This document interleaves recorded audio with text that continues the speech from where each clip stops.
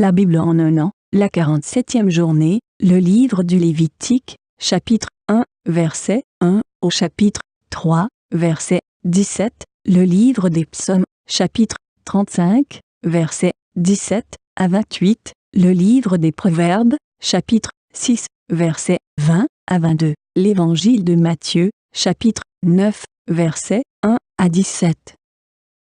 Le Lévitique, chapitre 1.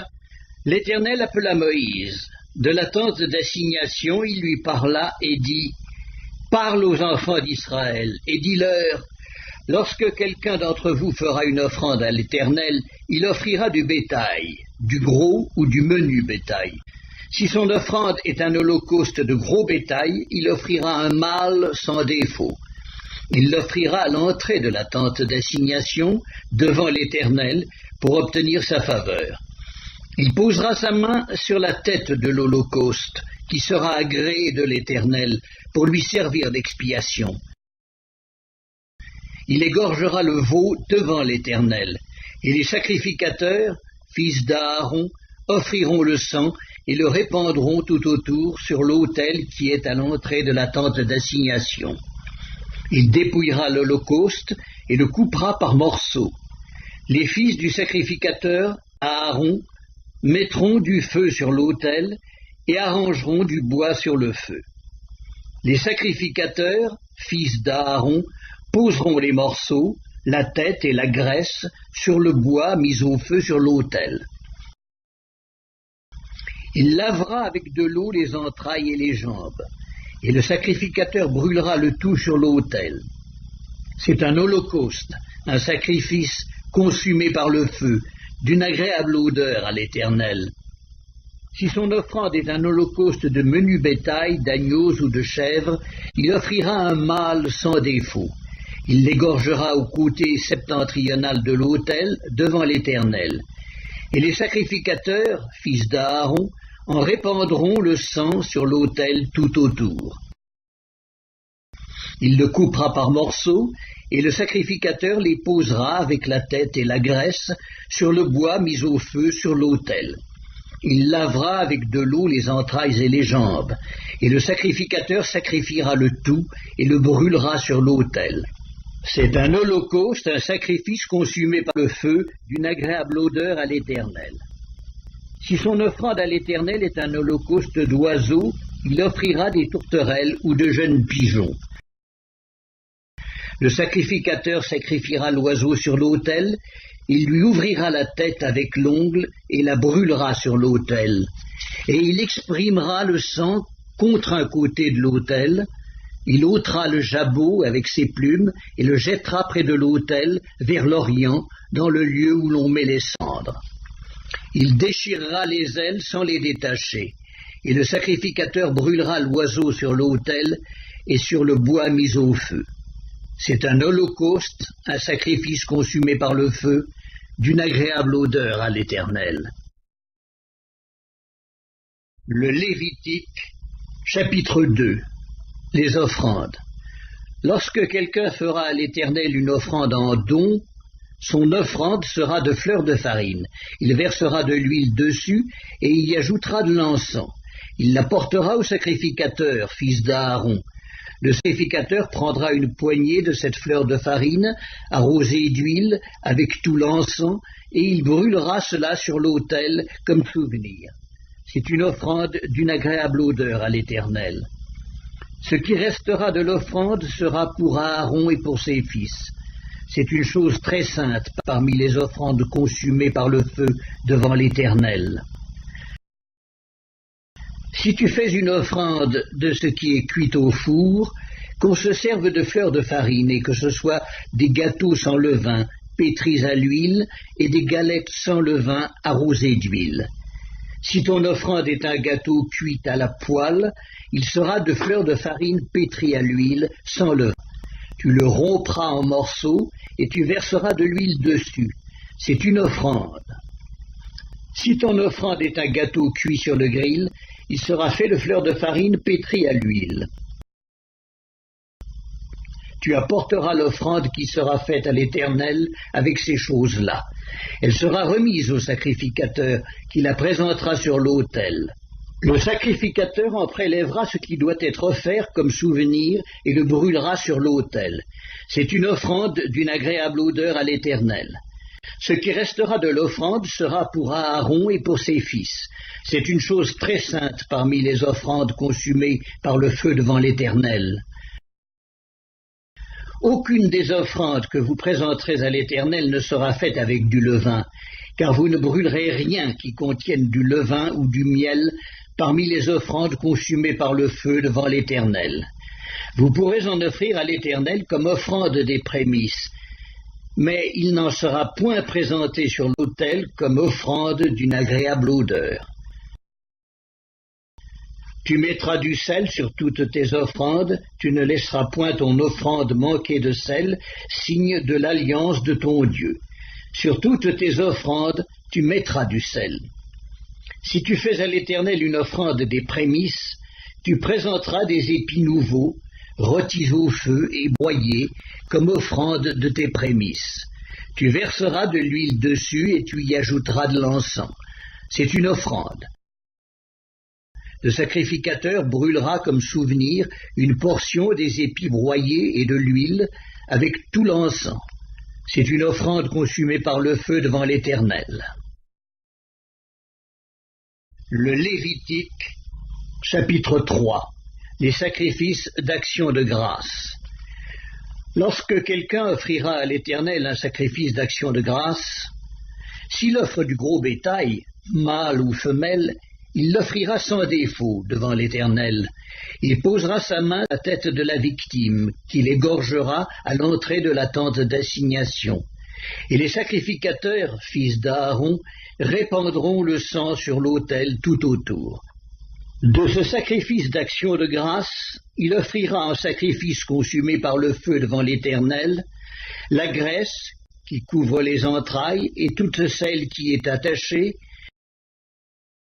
les 2 rognons et la graisse qui les entoure, qui couvre les flancs et le grand lobe du foie, qu'il détachera près des rognons. Les fils d'Aaron brûleront cela sur l'autel par-dessus l'holocauste qui sera sur le bois mis au feu. C'est un sacrifice consumé par le feu, d'une agréable odeur à l'Éternel. S'il offre du menu bétail, mâle ou femelle, en sacrifice d'action de grâce à l'Éternel, il l'offrira sans défaut. S'il offre en sacrifice un agneau, il le présentera devant l'Éternel. Il posera sa main sur la tête de la victime qu'il égorgera devant la tente d'assignation, et les fils d'Aaron en répandront le sang sur l'autel tout autour. De ce sacrifice d'action de grâce, il offrira en sacrifice consumé par le feu devant l'Éternel la graisse, la queue entière qu'il séparera près de l'échine, la graisse qui couvre les entrailles, et toute celle qui y est attachée, les 2 rognons et la graisse qui les entoure, qui couvre les flancs et le grand lobe du foie, qu'il détachera près des rognons. Le sacrificateur brûlera cela sur l'autel. C'est l'aliment d'un sacrifice consumé par le feu devant l'Éternel.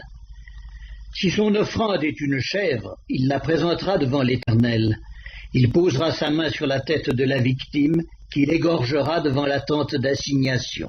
Et les fils d'Aaron en répandront le sang sur l'autel tout autour. De la victime, il offrira en sacrifice consumé par le feu devant l'Éternel la graisse qui couvre les entrailles et toute celle qui y est attachée, les 2 rognons et la graisse qui les entoure, qui couvre les flancs, et le grand lobe du foie qu'il détachera près des rognons. Le sacrificateur brûlera cela sur l'autel. Toute la graisse est l'aliment d'un sacrifice consumé par le feu, d'une agréable odeur à l'Éternel. C'est ici une loi perpétuelle pour vos descendants, dans tous les lieux où vous habiterez. Vous ne mangerez ni graisse ni sang. Psaume 35. Seigneur, jusque à quand le verras-tu? Protège mon âme contre leurs embûches, ma vie contre les lionceaux. Je te louerai dans la grande assemblée, je te célébrerai au milieu d'un peuple nombreux. Que ceux qui sont à tort mes ennemis ne se réjouissent pas à mon sujet, que ceux qui me haïssent sans cause ne m'insultent pas du regard, car ils tiennent un langage qui n'est point celui de la paix, ils méditent la tromperie contre les gens tranquilles du pays. Ils ouvrent contre moi leur bouche, ils disent « Ah ah, nos yeux regardent !» Éternel, tu le vois, ne reste pas en silence, Seigneur, ne t'éloigne pas de moi. Réveille-toi, réveille-toi pour me faire justice. Mon Dieu et mon Seigneur, défends ma cause. Juge-moi selon ta justice, Éternel mon Dieu, et qu'ils ne se réjouissent pas de mon sujet, qu'ils ne disent pas dans leur cœur « Ah, voilà ce que nous voulions », qu'ils ne disent pas « Nous l'avons englouti ». Que tous ensemble ils soient honteux et confus, ceux qui se réjouissent de mon malheur, qu'ils revêtent l'ignominie et l'opprobre ceux qui s'élèvent contre moi, qu'ils aient de l'allégresse et de la joie ceux qui prennent plaisir à mon innocence, et que sans cesse ils disent « Exalté soit l'Éternel qui veut la paix de son serviteur ». Et ma langue célébrera ta justice, elle dira tous les jours ta louange.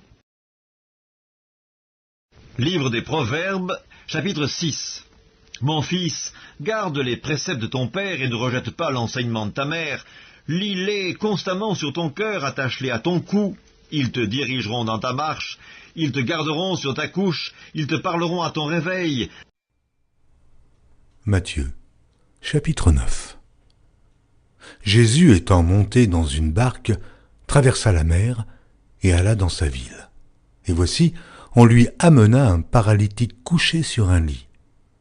Jésus, voyant leur foi, dit au paralytique, « Prends courage, mon enfant, tes péchés te sont pardonnés. » Sur quoi, quelques scribes dirent au dedans d'eux, « Cet homme blasphème. » Et Jésus, connaissant leurs pensées, dit, « Pourquoi avez-vous de mauvaises pensées dans vos cœurs?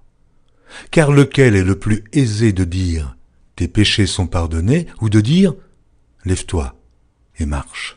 Or, afin que vous sachiez que le Fils de l'homme a sur la terre le pouvoir de pardonner les péchés, « Lève-toi, dit-il au paralytique, prends ton lit et va dans ta maison. » Et il se leva et s'en alla dans sa maison. Quand la foule vit cela, elle fut saisie de crainte, et elle glorifia Dieu qui a donné aux hommes un tel pouvoir. De là, étant allé plus loin, Jésus vit un homme assis au lieu des péages qui s'appelait Matthieu.